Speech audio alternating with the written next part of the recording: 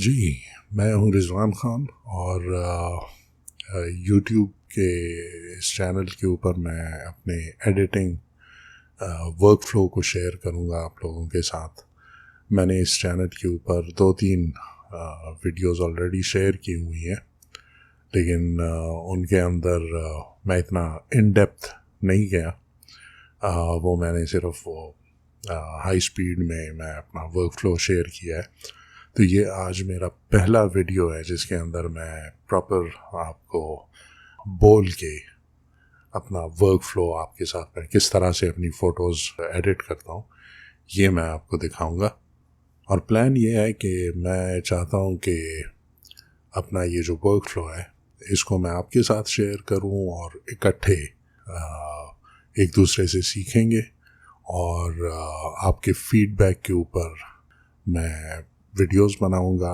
तो काइंडली मुझे अच्छा फीडबैक, अच्छा नहीं मतलब हर तरह का फीडबैक आप दे सकते हैं, हर तरह का फीडबैक मैं वेलकम करूंगा।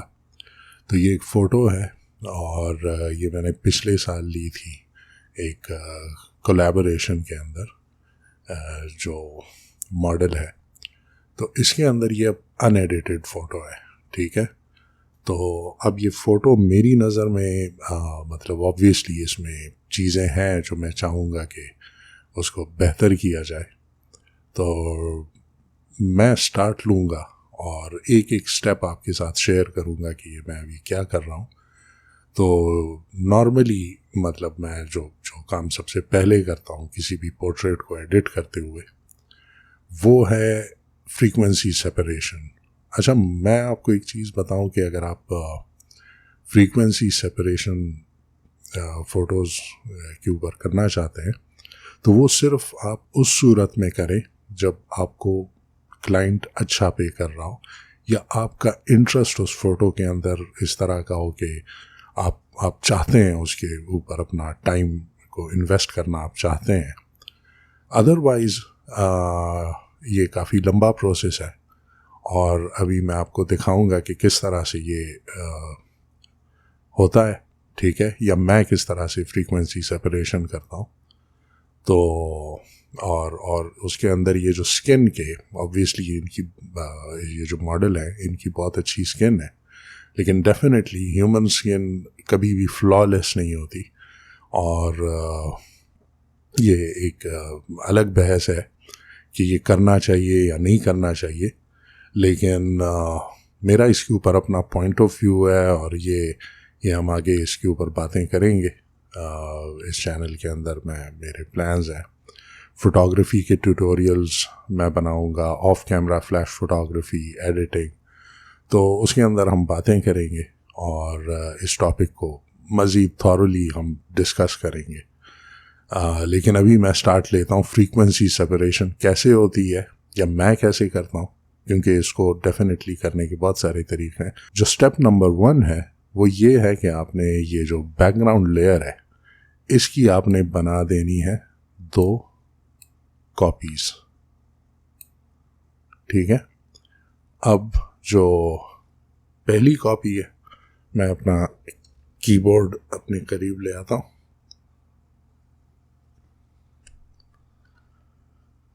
मैं बीच में आपको एक बात बताऊं कि मैं यूज़ करता हूँ अपना जो टैबलेट है, ड्राइंग टैबलेट, उससे काफ़ी ये काम आसान हो जाता है। और आप भी मैं सजेस्ट करूँगा कि ये इतना कोई एक्सपेंसिव नहीं है। और अगर आप फोटोग्राफ़र हैं और आप काम करना चाहते हैं, आप एडिटिंग सीखना चाहते हैं, तो ये मेरी नज़र में आपके लिए एक बड़ी अच्छी इन्वेस्टमेंट है।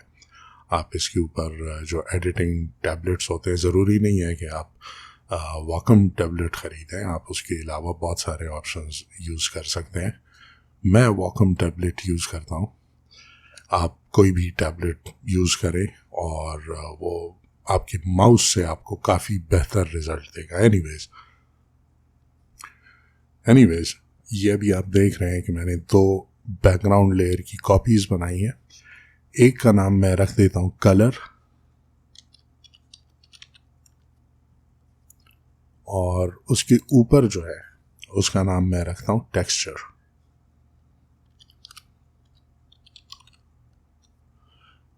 इसके बाद ये जो ऊपर वाला लेयर है टेक्सचर, इसको मैं ऑफ कर देता हूँ और फिर मैं जाता हूँ फिल्टर, ब्लर और गॉसियन ब्लर। अब गॉसियन ब्लर आप देते हुए आप मेरे ख्याल में कोई डिपेंड करता है, ये हमेशा आप अपना अलग अलग रख सकते हैं, लेकिन आपने स्किन को देखना है बेसिकली कि स्किन के ऊपर जो आपका सब्जेक्ट है उसकी स्किन के ऊपर हर तरह का टेक्सचर ख़त्म हो जाए।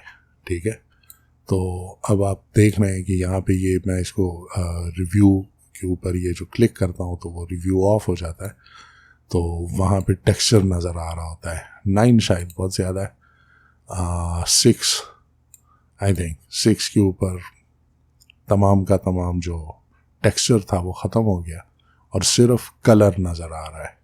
हम और भी रीजन्स इस इमेज के चेक कर सकते हैं। आई थिंक 7 शायद या 7.4, लेकिन बहुत ज़्यादा ऊपर आपने नहीं जाना, डिपेंड करता है आपके इमेज के साइज़ के ऊपर। तो 7.4 इज़ अ गुड नंबर। तो इसको आप ओके कर दें, फिर आप ऊपर टेक्सचर लेयर को फिर ऑन कर दें। ठीक है, अब ये टेक्सचर लेयर ऑफ होगी तो वो ब्लर नज़र आएगा, टेक्सचर लेयर ऑन होगी तो ब्लर नहीं नज़र आएगा क्योंकि वो ऊपर है टेक्सचर लेयर। अभी आपने जाना है इमेज, टेक्सचर के लेयर के ऊपर रहते हुए इमेज, और फिर आपने जाना है अप्लाई इमेज।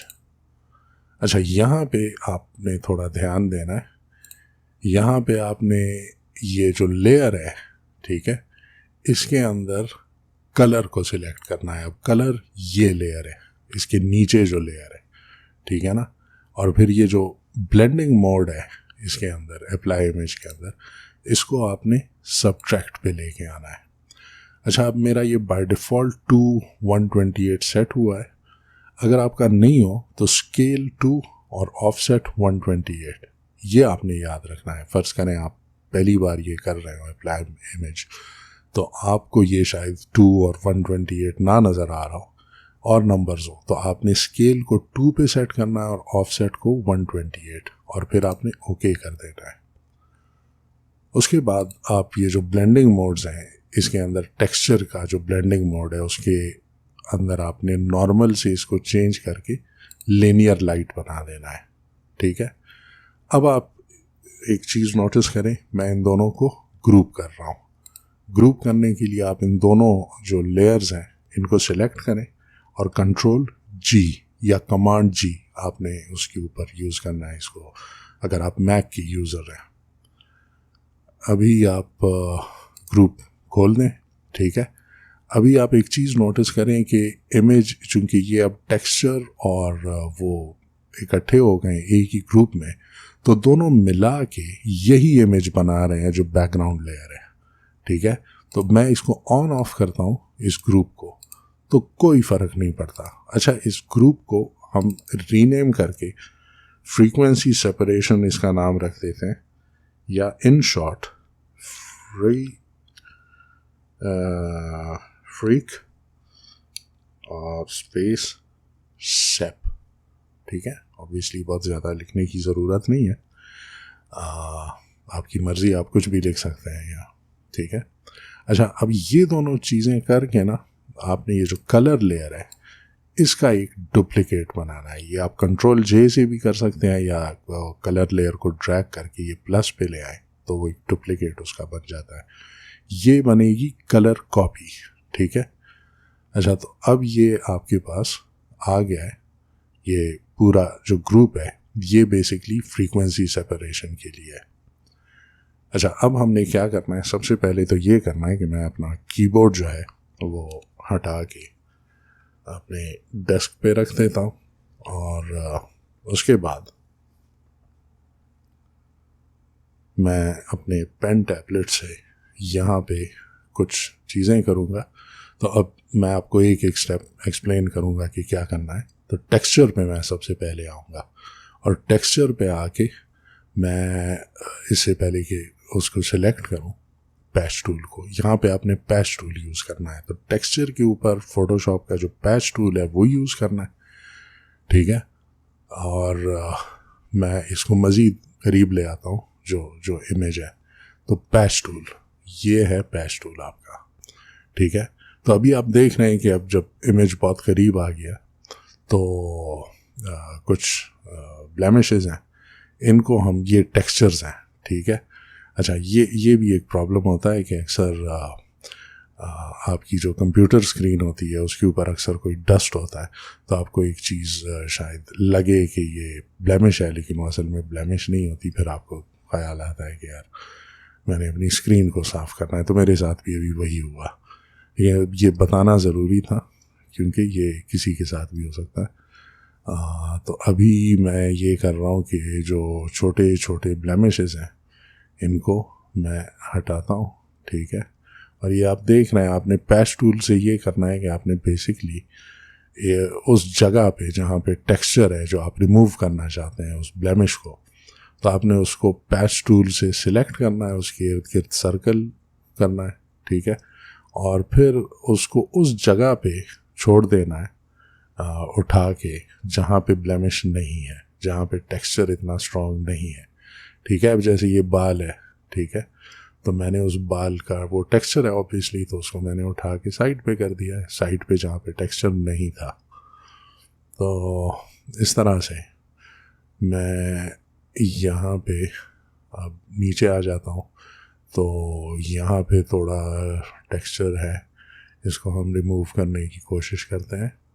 ऑब्वियसली कोशिश ही करेंगे, नहीं खैर कोशिश नहीं, रिमूव करेंगे। अक्सर जब हम बोलते हैं कोशिश करेंगे तो हम शायद सीरियस नहीं होते, क्योंकि ये साइंस है। फ़ोटोशॉप जो है ये आर्ट से ज़्यादा इसमें साइंस को आपने समझना है, ठीक है। अगर एक काम एक बार सही हुआ है तो 10 लाख बार आप करेंगे तब भी उसका रिज़ल्ट सेम आएगा। तो यहाँ से हम टेक्सचर हटा रहे हैं, और आप एक चीज़ नोटिस करें, मैं वैसे ही बीच में इसको ऑन ऑफ करता हूँ तो ये आपको नज़र आएगा कि कहाँ कहाँ से टेक्सचर रिमूव कर दिया गया है, ठीक है। तो ये हम कर रहे हैं। अच्छा, जो अभी छोटा छोटा टेक्सचर है ना, उसी को रिमूव करने की, इसको मैं एक गो में शायद ट्राई करता हूँ, ठीक है।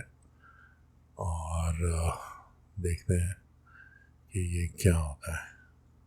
आप कहीं और, लेकिन आप कोशिश करें कि टेक्सचर आप काफ़ी करीब से वो करें। अच्छा, ये अभी यहाँ पे ना वियर्ड सा वो हो गया, तो इसका जो जो अच्छा तरीका है वो ये है कि आपका जो एक स्टेप है, ठीक है, जो आपका लास्ट स्टेप है, सही है। ये अब जैसे हिस्ट्री है ना, तो हिस्ट्री के अंदर आपका एक एक स्टेप रिकॉर्ड हो रहा है। तो ये जो पैच सिलेक्शन अभी की है, ठीक है ना, अभी मैंने कोई दूसरा स्टेप नहीं किया, ये आखिरी स्टेप है। तो मैं ये एडिट में जाऊँगा, ठीक है, और एडिट के अंदर ये जो फोर्थ पे है अंडू और रीडू, टॉगल लास्ट स्टेट, और फिर है फेड पैच सिलेक्शन। तो ये जो आपका आखिरी स्टेप होता है उसके अंदर आप बेसिकली चेंजेस कर सकते हैं। तो इसको मैं क्लिक करता हूँ और इसको, इसकी जो ओपेसिटी है उसको मैं कम कर लेता हूँ अराउंड 70%, ताकि एबनॉर्मल ना लगे। आप जब भी एडिटिंग करें फ्रीक्वेंसी सेपरेशन, तो आपने एक चीज़ करनी है कि फ्लॉज को, ऑब्वियसली फ्लॉज हम कह भी नहीं सकते, लेकिन जो जो ब्लेमिशेस होते हैं, जो टेम्परेरी जो फेस के ऊपर जो चीज़ें होती हैं, उनको आपने अगर चेंज करना है तो वो ऑब्वियस ना लगे, वो ऐसे ना लगे कि यार ये कोई सिंथेटिक स्किन है, ठीक है, क्योंकि फिर भी आपने दिखाना तो यही है कि ये ह्यूमन ही है। तो इसको मैं ओके कर देता हूँ, ठीक है। अब आगे और भी थोड़ा सा हम काम कर लेते हैं, ठीक है, थोड़ा सा और टेक्सचर, सही है। यहाँ से थोड़ा सा शायद चेंज कर लें हम, ठीक है। तो इस तरह से आपने जहाँ जहाँ पे टेक्सचर का काम हो तो वो आपने करना है। अब ये जो जो स्टेप है, ठीक है, इसको मैं फास्ट फॉरवर्ड कर लेता हूँ ताकि आप बोर ना हो, क्योंकि एक एक ब्लेमिश को हटाना, ठीक है, थोड़ा लंबा काम हो जाता है।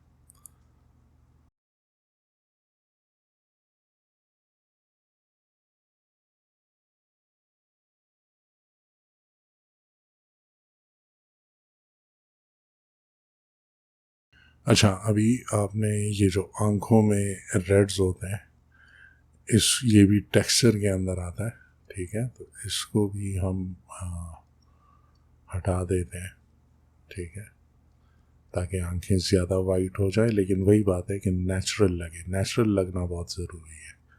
तो ये आँखों के अंदर से हम ये जो टेक्सचर है इसको बड़े तरीके से, ये आपने कोशिश करनी है कि बहुत ज़्यादा दूर नहीं लेके जाना ये पैच को, ठीक है ना। ये करीब करीब आपने वो करना है ताकि जो शेडोज़ वगैरह हैं वो उधर एक जैसे रहे। ये ना हो कि आप एक जगह पे एक जैसा शेडो है और दूसरी जगह पे डिफरेंट, ठीक है। तो ये ऐसे बहुत एहतियात से, ठीक है ना। और डर डर के नहीं करना, आपने काफ़ी कॉन्फिडेंस के साथ करना।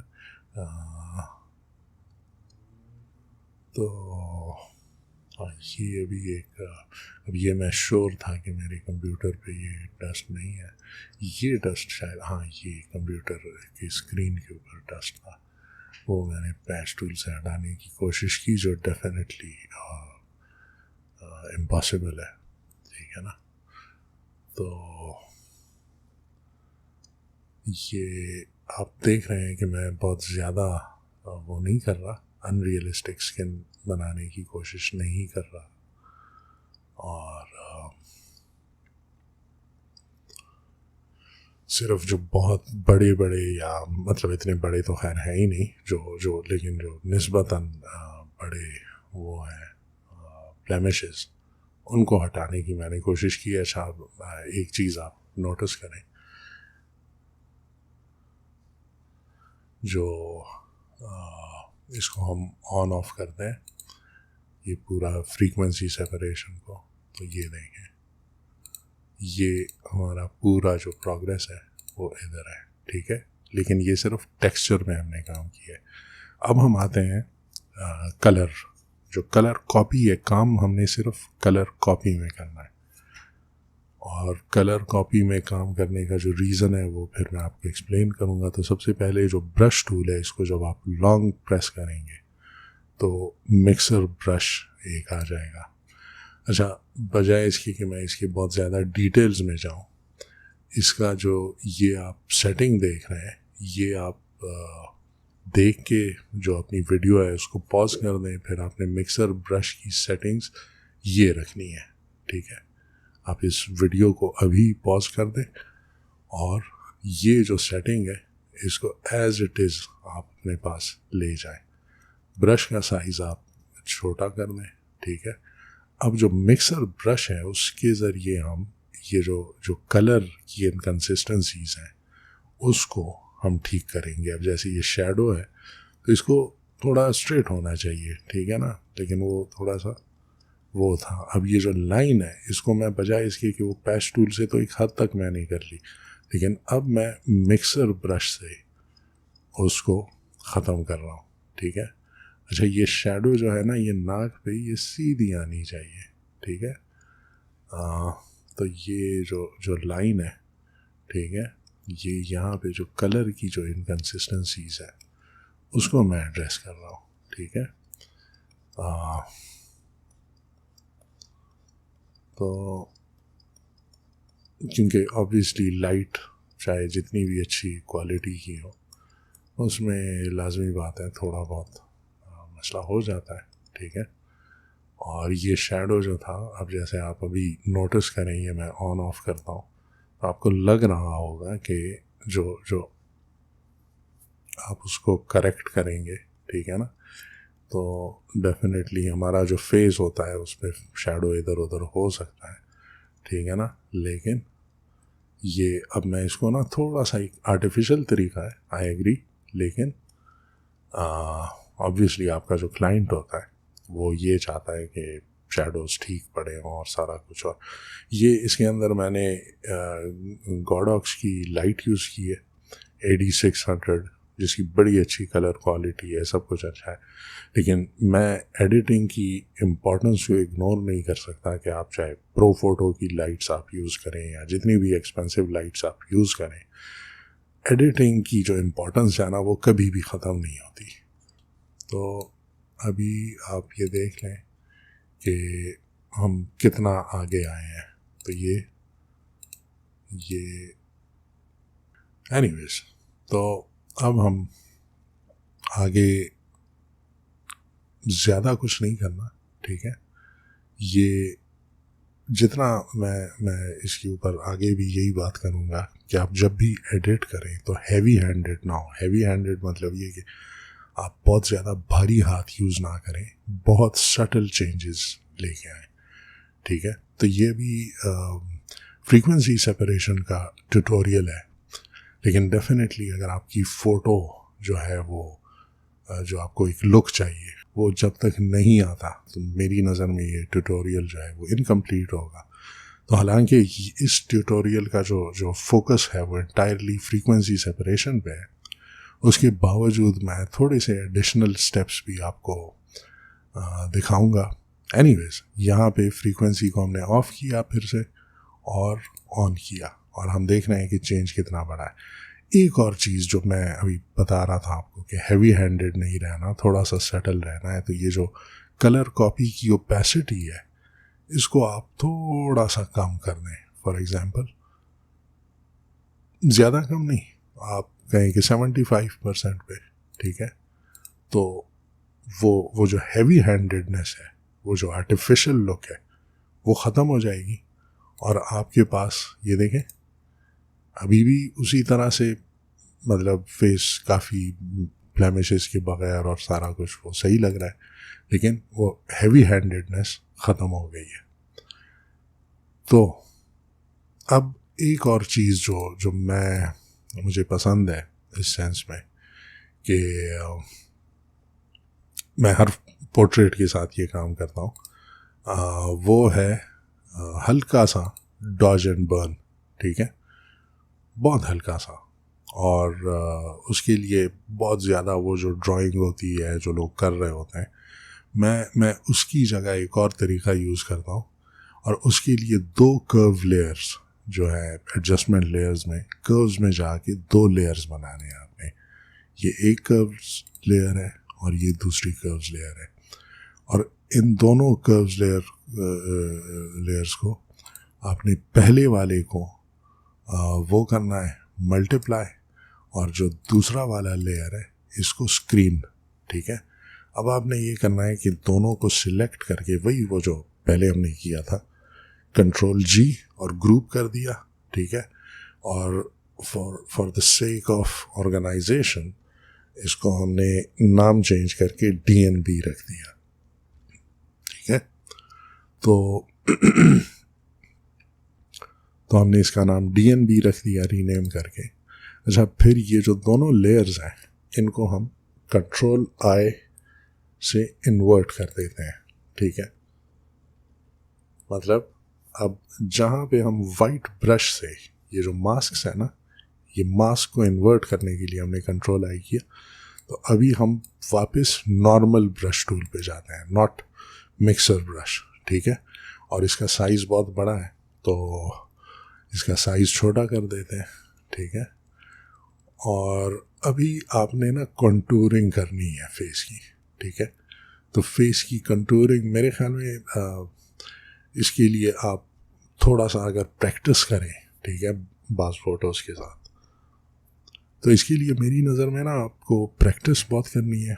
डेफिनेटली ये लाजमी बात है, पहली बार आपको ये वो नहीं होगा, एक ही बार में आप इसमें एक्सपर्ट नहीं बनेंगे इसके अंदर, क्योंकि इसका ताल्लुक मेकअप से ज़्यादा है और एडिटिंग से डेफिनेटली ताल्लुक तो है, लेकिन इसका ताल्लुक मेकअप से ज़्यादा है, ठीक है।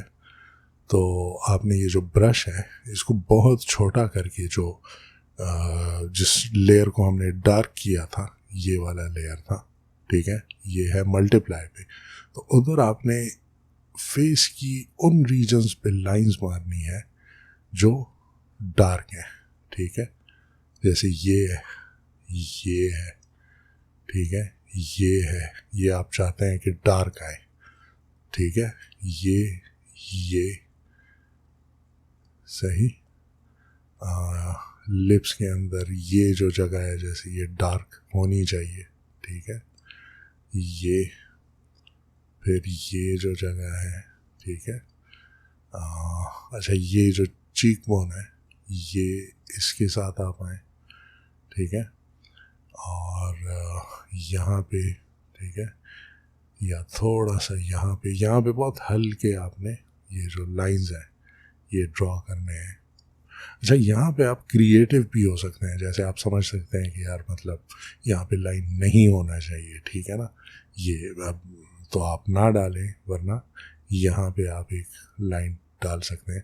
आपने ये ट्रेस करना है कि जहाँ पे शैडो होना चाहिए और जहाँ पे लाइट्स होनी चाहिए। अभी हम शैडोज़ के ऊपर जा रहे हैं, ठीक है ना, हमने यहाँ पे उन जगहों पे लाइंस डालनी है जहाँ पे हम समझते हैं कि शैडो होना चाहिए। ऑब्वियसली फिर बालों के अंदर आप थोड़ा सा रफली इस तरह से लाइनें ड्रॉ कर सकते हैं, ठीक है, जहाँ पे आप समझ रहे हैं कि अंधेरा है, तो ये आप उसी अंधेरे को बेसिकली आपने एनहेंस करना है, ठीक है, जो ऑलरेडी इस इमेज के अंदर मौजूद है। लेकिन इसका रीज़न जो है वो ये है कि ये जो डार्क एरियाज़ है ये इसके ऊपर ना एक डार्क शैडो का इल्यूजन क्रिएट करेगा, उस इल्यूजन को एनहेंस करेगा। क्योंकि ये जो फोटोज़ होती हैं ये हमेशा जितनी भी रियल लग रही हों ये आखिर में तो 2 डायमेंशनल होती हैं, क्योंकि हम रियल लाइफ में हर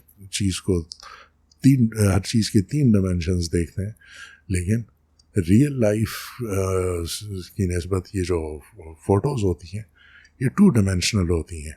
और 2 डायमेंशंस के अंदर आप जब उसके अंदर वो शैडोज़ और ये सारा कुछ ऐड करते हैं तो उससे आप एक कॉन्ट्रास्ट जो कॉन्ट्रास्ट होता है, तो इसके अंदर ये होता है ना कि ये सारा एक इल्यूजन आपने क्रिएट करना है, आपने इसमें इल्यूजन ऐड करना है। अच्छा, अब इसका एक और तरीका ये है कि आप नॉर्मल कॉन्ट्रास्ट बढ़ा दें, लेकिन जब आप कॉन्ट्रास्ट बढ़ाते हैं तो जो लाइटर एरियाज़ हैं वो मज़ीद लाइट हो जाएंगे, और उसका जो नुकसान होता है वो ये होता है कि आपका जो इमेज है उसके अंदर ग्रेन आ जाएगा, ठीक है ना, क्योंकि आपका जो सही एक्सपोजर था आप उससे आगे चले गए, तो अब ग्रेन आ गया है, तो उस ग्रेन को आपने भी अवॉइड करना है।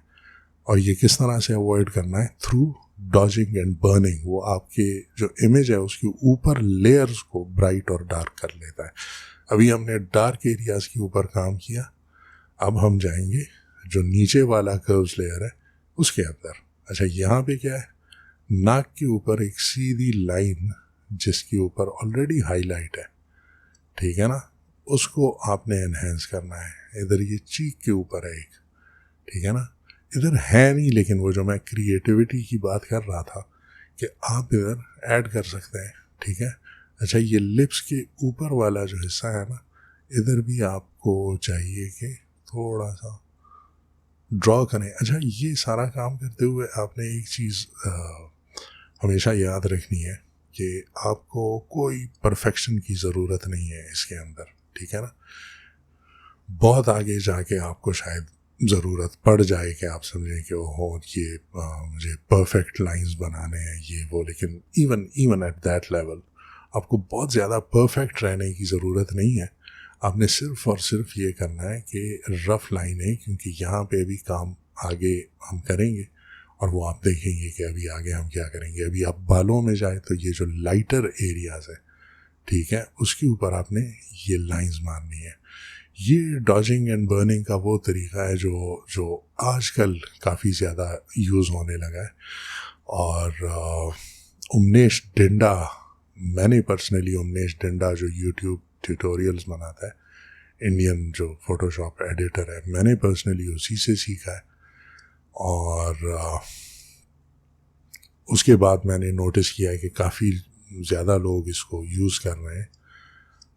तो ये इस तरह से ना आपने जो जो लाइट बाल है उन्हीं के अंदर आपने ये लाइंस मारनी है, ठीक है।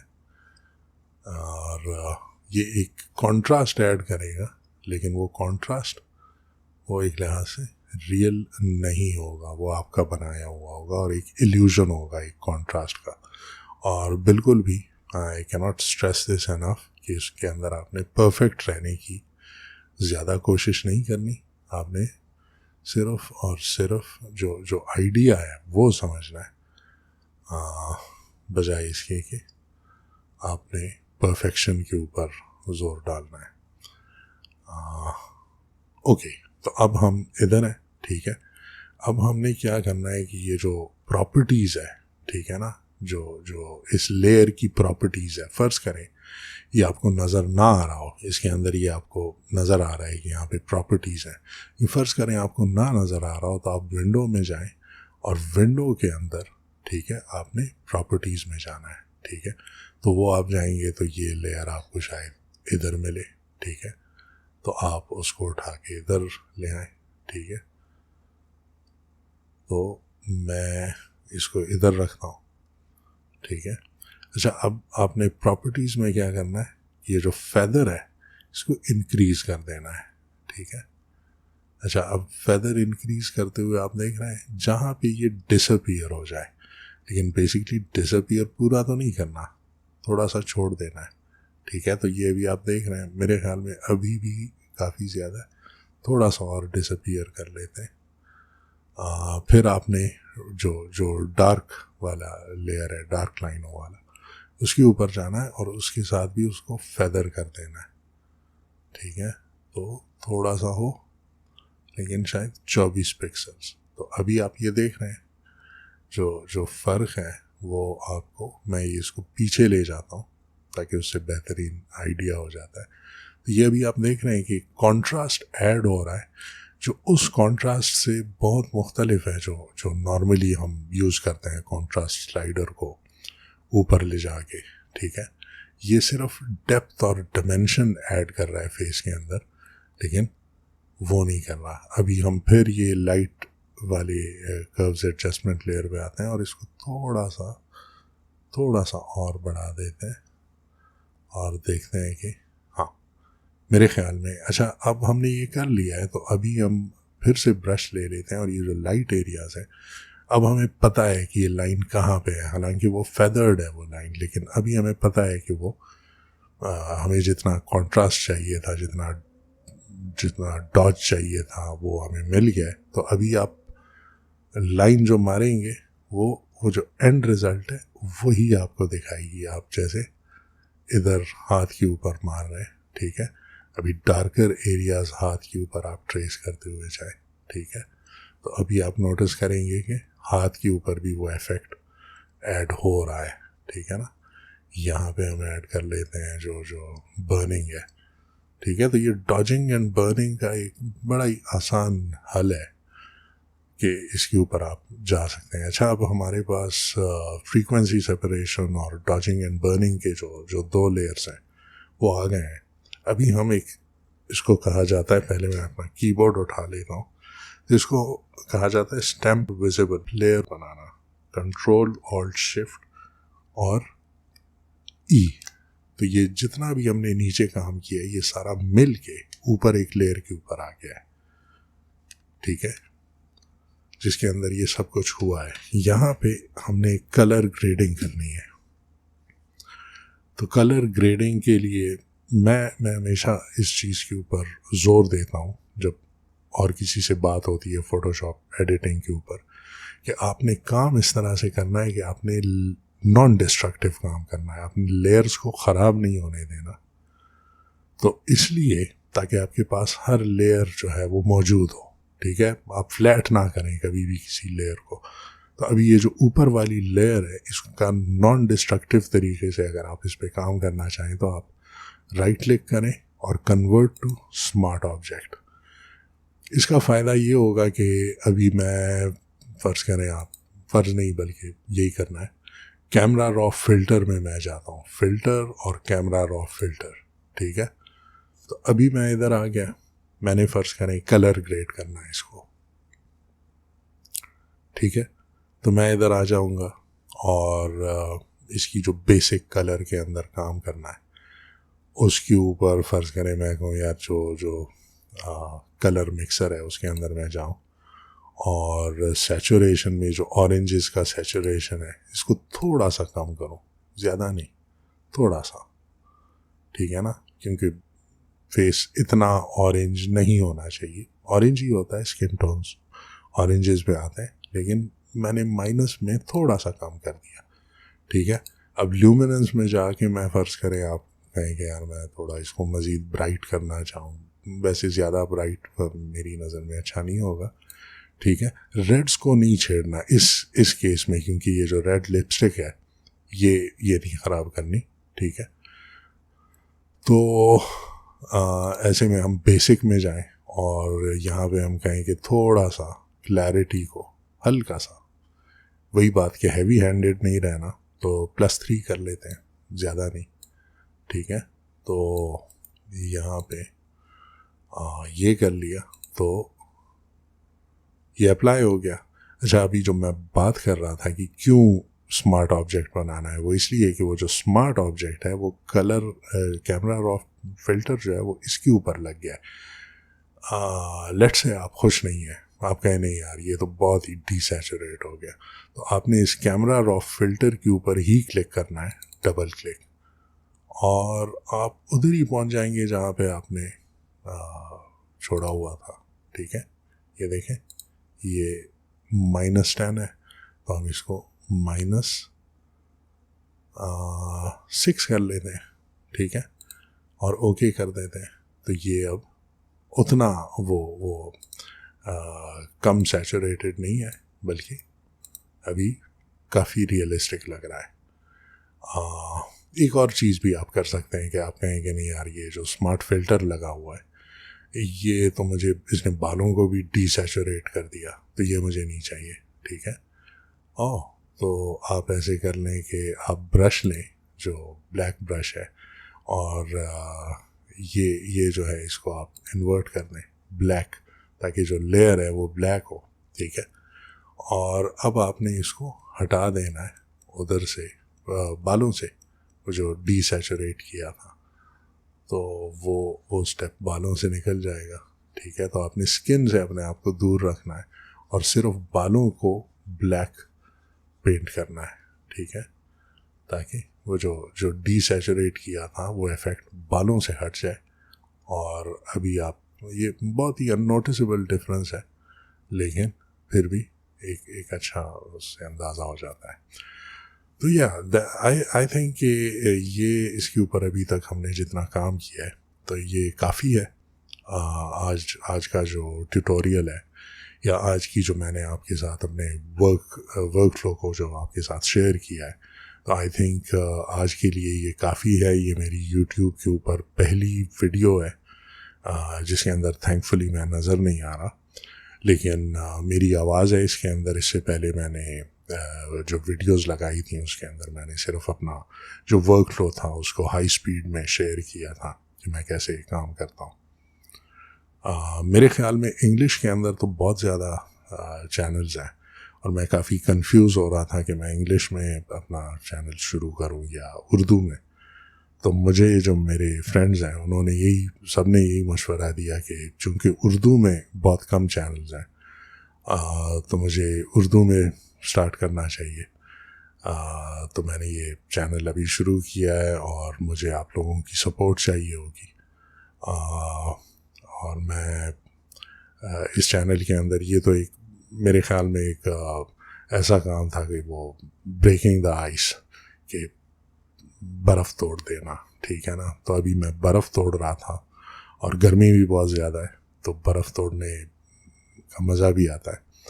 तो I was just breaking the ice, और ये मेरा पहला ट्यूटोरियल था, चूँकि इसके अंदर मैं काफ़ी एक्सपीरियंस्ड हो गया हूँ अभी। ये जितना मैंने आपके साथ शेयर किया है, आगे जाके मैं आपके साथ शेयर करूँगा अपनी जो बिहाइंड द सीन जो मेरे शूट्स के होते हैं, ठीक है, जो मॉडल्स के साथ शूट करता हूँ मैं, कोलैबोरेशंस, या ऑब्वियसली जो वीडियोस बनाऊँगा वो तो कोलैबोरेशंस की ही बनाऊँगा बिहाइंड द सीन्स, तो वो मैं आपके साथ शेयर करूँगा। और स्टेप बाय स्टेप के ऑफ कैमरा फ्लैश मैं कैसे यूज़ करता हूँ, नेचुरल लाइट के साथ मैं कैसे शूट करता हूँ, और काफ़ी सारी बातें होंगी।